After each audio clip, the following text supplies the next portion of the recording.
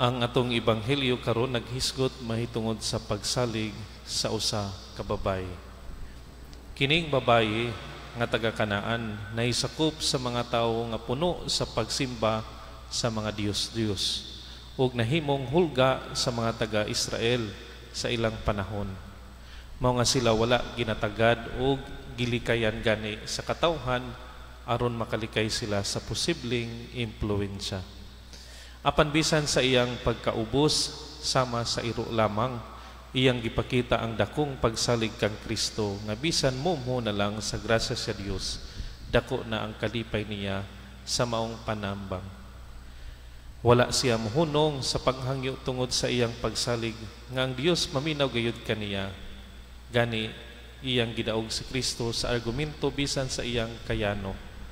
Tungod niini si Kristo nakakita sa dako niya nga pagsalig. Siya gihatagan sa iyang gipangayo.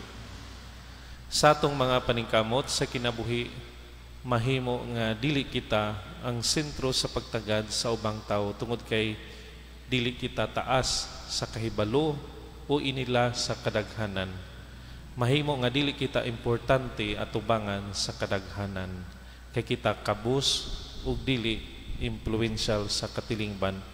Mahimo nga wala kayo mamati sa atong mga huna-huna ug dili lamang kita panumbalingon kay kita ubos lamang sa mata sa katilingban.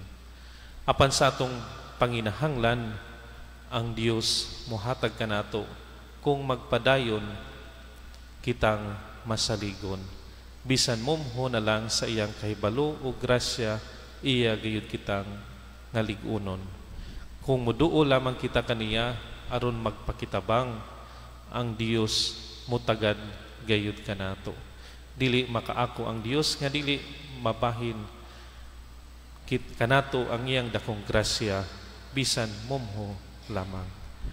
Kitang tanan dalhon sa Dios ug hiusahon aron magmalipayon ngadto sa iyang balay alampuanan. Ang iyang balay alang kanatong tanan. Busa magmasinugtanon gayud kita sa Dios ug mutagad sa tanan. Amen.